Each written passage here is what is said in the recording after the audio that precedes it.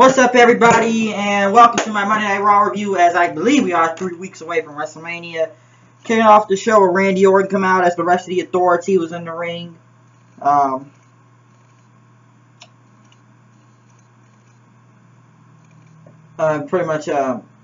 Kane, Big Show, Seth Rollins, and security team were in the ring as pretty much at the beginning of the show.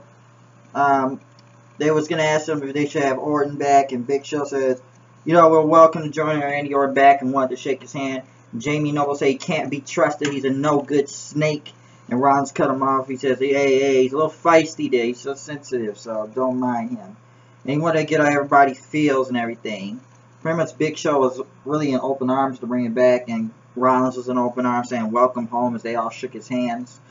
And pretty much, people were, I guess, cheering for, and Orton pretty much got on the mic. Then he says, what the hell has happened to the Authority? That you guys are kissing ass and everything now. That Kane used to be the devil's favorite demon. Now you're the devil's favorite dumbass or something. Or because it's now about kissing ass and making coffee for you. And anyone in Noble saying you're just mad because you can't even get on the rides at Disneyland because you're too short. He says 6-year-old daughter feels the same way. And Big Show, you're supposed to be a giant. What happened to you? Say it was an oath, and then he got on Rollins, say he was going to make him his bitch, Seth Rollins then. But then he went and says, hey guys, I'm just kidding, look at the pride, we're trying to be happy about this. Kane, he trusted him, but everybody, Orton and Rollins was like, yeah, they pretty much hugged Orton then. Says, yeah, these guys, he's the better comedian, Jon Stewart, Seth Rollins said. And then, everybody was going to have fun and stuff. Yeah, and even though I don't know why they trust Randy Orton so easily, especially Seth Rollins after what they did to him, but they do. Barrett went against Daniel Bryan. Truth was on commentary with these bad jokes from what's happening in Good Time. I don't know why they're doing this with Truth. God, they've made Truth into a joke. I used to like Truth was better at the time, but I don't know. And pretty much Bryan hit the knee on Barrett right after the match. Then Bryan was celebrating until Barrett took him out the elbow. Ambrose came out and attacked him through the ramp when Barrett was walking away, which began another match with Dean Ambrose versus Stardust, and Stardust was holding the Intercontinental title. Dean Ambrose beat him then, and then after the match, he took the belt, but Barrett came out and attacked him right after that. Daniel Bryan came out, then Luke Harper, then Ziggler, then all 6 men pretty much brawled with each other in the ring and then hit each other's finisher on each other until Barrett was the last man standing. And because throughout the brawl, Truth took the title and put it in the bag and sat down. And then Barrett wanted the title back from Truth, so Truth gave him the bag. But it was a fake title once he went through the crowd, and Truth was at the top of the stage with the Intercontinental title belt. Which, I don't know why this title, I said before, this title is the new hardcore title. 24/7 rules, anybody can take it. It's not even the Intercontinental title anymore. And I guess there's 6 slots to this match, but it's 7 men fighting for the title. So somebody can't be in the match if it's only 6 slots to what I've seen. Hall of Fame going in there. It was a special thing since Warrior kind of came up with this last year, the Warrior Award. Recognized it was something special and everything, and about stories about what people do. And they put the fan was going to the Hall of Fame, Connor, I'm sorry if I mess up his last name, but he also called himself Connor Crusher. He was the 8-year-old kid that had cancer, which the WWE did a tremendous job for that kid. Daniel Bryan. It always brings a tear to you in a way. So it was great what they were doing for that kid, because he died from cancer and he did get to go to WrestleMania last year. I think he died later that month. So that's very special for what the WWE is doing for that kid and putting him in the Hall of Fame. So that was great. Paul Heyman came out and talked about Roman Reigns. And all the Oscar video, just to show how big he is. But pretty much Heyman was like, okay, he brought out Brock Lesnar. Lesnar finally shows up on the show this week. Came out and talked about Roman Reigns. Yeah, he's known his family since 14 and talked about he's a generation removed from the cannibalism of what his family does in terms of beating up football players in the bar. But he says you can't beat Brock Lesnar, that he's paranoid. You don't stand a chance against him. and that what's going to happen, especially what Seth Rollins is going to cash out if Roman Reigns wins the title because he can't beat Brock Lesnar to be a cheap champion. And he said if anybody in the back tries to pull a Montreal screw job, Brock Lesnar will make sure nobody leaves this arena alive at WrestleMania. And pretty much, so what the beating that Lesnar's going to give Reigns will, I guess, make people, have the fans, respect Roman Reigns and say, hey, that's one badass Samoan. And then when he was kept talking, his mic went out. And I don't know if this was a shoot and that, but pretty much says, I like about my mic going off, or whoever's turning it off in the back. He invite anybody from the production truck or in the back to come down and try to stop him and take the title from Brock Lesnar, because he will leave with that title during the summer and have both the UFC title and the WWE title. And pretty much he says Floyd Mayweather and Manny Pacquiao combined are a few weights shy away from him and wouldn't even handle Brock Lesnar, he says. And that's why you fed him to guys like The Rock, The Undertaker, John Cena. Hell, you killed The Undertaker. You got Bray Wyatt, you're trying to resurrect him. And pretty much says you fed it to him and he's knocked them all down. And that Brock Lesnar is going to win at WrestleMania. And my God, once again, another week, Paul Heyman always kills it on the microphone. Master of the mic. He just, like I said, Paul Heyman just makes you believe that Brock Lesnar is going to beat the living hell out of Roman Reigns at WrestleMania. That's why one of the big highlights of the show tonight was the Paul Heyman promo. Big Show and Kane went against Ryback and Eric Rowan. Eric Rowan in his, I don't know what, Asian music, which we didn't even see the finisher tonight.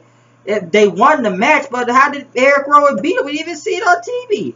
And Stephanie McMahon come to emasculate both Big Show and Kane, talking about what's wrong with you people. You guys are giants. You don't comply. I'm taking you out. Get the hell out of my range. She pretty much said. So, once again, emasculation of those two. Miz was in the back talking to Wiz Khalifa as Wiz Dow showed up. Kind of spit a little bit of bars about the Andre the Giant Battle Royale. Why Wiz was there, I don't know. And then the thing that surprised me with all Wiz Khalifa, I know it's his hometown, it's Pittsburgh and everything, but he actually came out and performed 3 songs. He did We Them Boys, Black and Yellow. I don't know the third song. Some people thought he was going to come out and perform with John Cena. But, like, I don't know. Wiz, hey, I like Wiz Khalifa and everything. And I do like some of those songs, but it's like, I don't even know if the crowd was more some boos, yays. It's like a very mixed reaction. I don't know if it was more boos. And I guess they tried to send Sandow to save it. Then I was surprised that, he really actually got to perform his own set. And I can't believe he did 3 songs. I can't believe they let him do all that much for Wiz. But I don't know. It's like the fans, they were somewhat responsive, I guess, to Wiz Khalifa coming out to perform. Even though when you look in the crowd, so like 5 people dancing, looks like. And I like those songs, but I don't know. Oh, God, this Give Thieves a Chance thing. The Bellas dressed as the whatever Flintstone things in the back. AJ went against Summer Rae. AJ won. I don't know why. I don't think anybody cares about whatever the Divas doing. Especially that Give Thieves a Chance thing I said on SmackDown the other day with Eva Marie, Cameron, and Summer Rae. And I'm wondering, like, why the other 2 women? Why are they out there tonight? Like, why they don't? Like I said, they deserve no chance. All 3 of those women deserve no fucking chance. Jesus, it doesn't even make you care for the match at WrestleMania. Sting, which we were gonna get his POV tonight, his point of view, but his whole point of view, which wasn't even Sting talking, it sounded like Kane was talking for Sting, and he talked about Hunter, Triple H, and talking about the broken authority of NWO trying to take over WCW, and that he's been waiting 14 years to face Triple H. He said it's going to be game over, which I didn't know why Sting would be waiting to face Triple H 14 years later. Even though he's been TNA all the time. Rusev and Lana botching their line. It's a very botched show tonight. It's a lot of botches tonight. Let's know that. Talked about Rusev was going to give him a title, and Cena says, yeah, you don't give it in. You came to this country. Why don't you try to fight for your title and everything? And you try to come out and degrade the country and our country, America and everything. But Rusev continued not to give him a title shot as Curtis Axel was going to face Rusev. Rusev beat him in a matter of seconds. And I just wish they were more excited for Curtis Axel like last week. But after that, Rusev got on the mic, says America is nothing, the United States is bad, and if America even had a soul, God would come down and spit at it. John Cena came out there and beat the hell out of Rusev and pretty much put in an STFU for almost 10 minutes. Then through wide, said, "You want some more, boy?" And he just pretty much took STFU and made him pass out for over 10 minutes. As Lana begged on the mic, like, begged John Cena, start like, okay, you got the title shot, you get the title shot. So all Cena had to do was beat the living shit out of Rusev to get a title shot. And now he's got the title shot. The New Day, no reaction, went against Cesaro and Tyson Kidd, which the New Day won the match. Why? I don't know. So it was just a bad match. The finish was bad. It was bad. And whatever clapped the way to the top. I don't know. Natalya didn't win against Naomi since the Usos came out there. Naomi won the match, and then the Los Matadores came out right after. So it was almost like a tag team turmoil thing was going on. Matadores went against the Usos. Matadores won, which I don't think this really momentums the Matadores at all. It doesn't really go anywhere for them. Bray Wyatt was in the ring and talking about finding the buzzards and chaos and everything, and brought about the Undertaker. Says, "Why are you dead, man?" He opened the urn and there was nothing in the urn. He says, "Where are you, Undertaker? Come out, come out." And then the urn had smoke come out of it, and then everything went black and the tolls happened, the lights flickered, and we thought Undertaker was gonna come out, which I don't think anybody thought he was. He's not there, but he had a saying on this, I forgot what it said on the screen about WrestleMania, and pretty much Undertaker said, "Rest in peace," and there was a rocking chair in the ring, and Taker's lightning hit it, turning on fire. As Bray Wyatt just looked at it and says, I guess he said, "Follow the buzzard." So it was good. I'll say that. I think fans were really excited for Undertaker to be there, but even Bray Wyatt was boxing out there, and they said WrestleMania or something like that. So I guess Undertaker will show up in the matter of the next 2 weeks before WrestleMania, because like, is this guy ever gonna do anything before it happens? Roman Reigns and went against Orton and Rollins. J.J. Security was pretty much taken out after Orton punched one of the security guards. But it pretty much Reigns beat Seth Rollins because Seth Rollins going to go for the tag. But pretty much Orton backed up. And unfortunately the cameras blocked of it. Fuck PG. And pretty much Orton just did this. Pretty much saying fuck you to Seth Rollins. Reigns hit the spear one. And then Orton beat the hell. He says, "You remember what you did to me?" He said, "You think I would want to join the back authority?" And he says, "Are you this stupid?" He beat the living hell out of Seth Rollins, throwing him all over the place into the crowd, hitting it with a chair. So nobody came out to help him. He hit him with a chair and DDT'd him onto the ground.